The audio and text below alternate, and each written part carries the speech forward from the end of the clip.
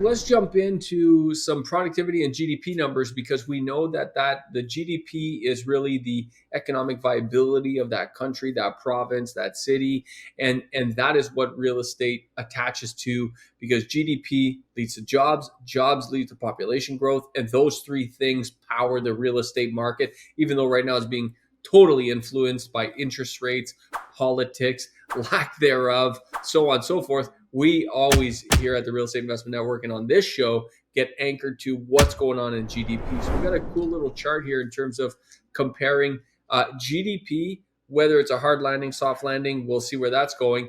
But GDP and CPI, because those two things are very interesting, Patrick. As GDP is coming down, so is CPI, which is exactly what the Bank of Canada is hoping for. Question is, have they seen enough of it in order to take their foot off the brake and kind of bring interest rates down so we can get back to making, get back to good business here. All right, folks, here's what we're going to do. For everybody who likes and subscribe this week, Patrick is going to do 5 push-ups for everyone who likes and subscribe. So let's jack it up. And then, Patrick, I want you to post on YouTube all the push-ups you have to do. Okay, done. I'll even put it on Instagram because I'm into the physical challenges these days. Like, subscribe. Comment. Yeah. Well, it's such an interesting dilemma that the Bank of Canada faces. And ultimately, we have these challenges called, do I bring the interest rates down? But we know that if they bring interest rates down, what's going to happen? The economy is going to heat up again because housing is going to be, which is what really drives our economy right now, is housing. And they're already they're trying to front run. People are trying to front run the possibility of rates coming down. So now the Bank of Canada is really confirmed that if we bring rates down, we know inflation is going to come up.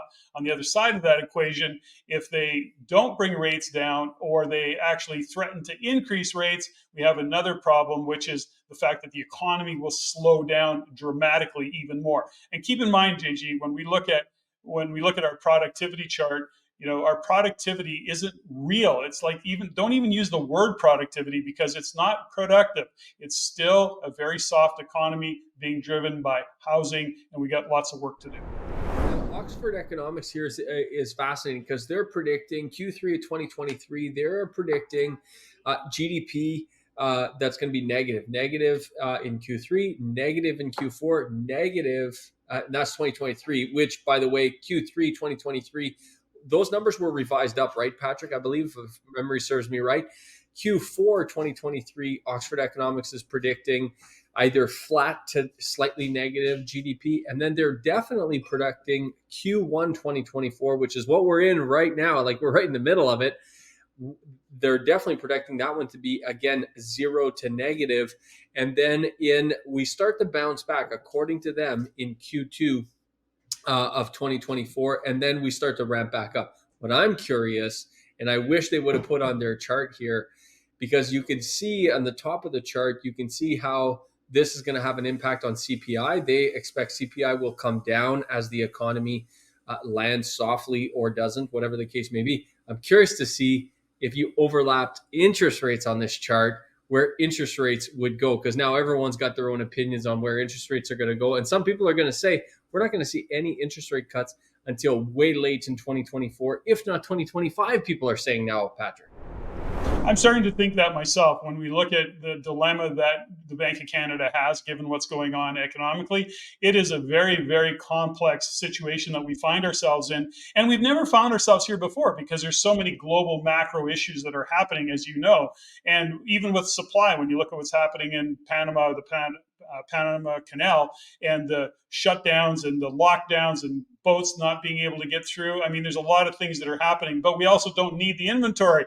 So it's just this weird dynamic of where our interest rate's going to go. But I have a tendency to agree. I think that the Bank of Canada is not going to be quick to bring the rates down. As I sit here today, that's what I look at. It might be changing next month.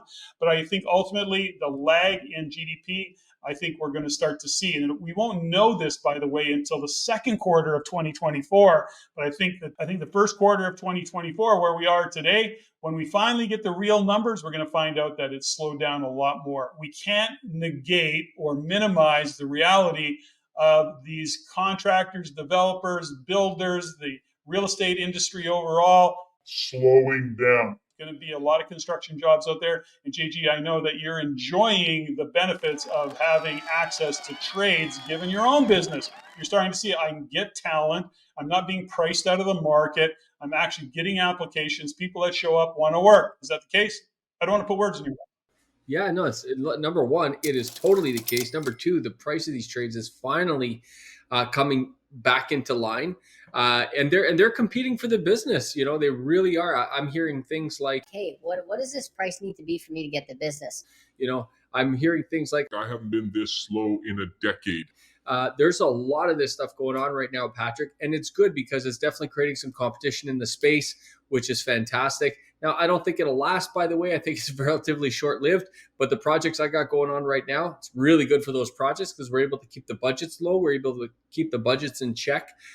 So I'm definitely taking advantage of it while it's here, albeit, I got to tell you, I don't think it's going to last because there is a trade shortage, and this is just a moment in time. I think as the economy starts to pick back up in whenever, whether it's later 2024, early 2025, whenever it does start to pick back up in general and building starts to resume, I think we're gonna be fighting for trades again. So that's kind of how I see it from my business. But I do think something is fascinating before we move on to productivity, Patrick, and that is if Q1 of 2024 is negative, we will officially be in a recession because Q4 of 2023 was definitely negative. They revised Q3 2023 to be positive, so we can't count that. But Q4 was definitely negative. Q1 2024, if it's negative, we're officially in a recession.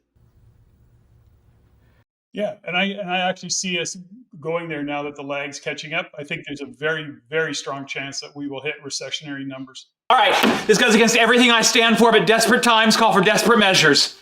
Lord. If you like what you learned here, go to the description below and subscribe for our free Insiders newsletter where you can also stay up to date for our upcoming events and our courses. If you want to see more stuff like this, click here. If you want to see the entire show, click there.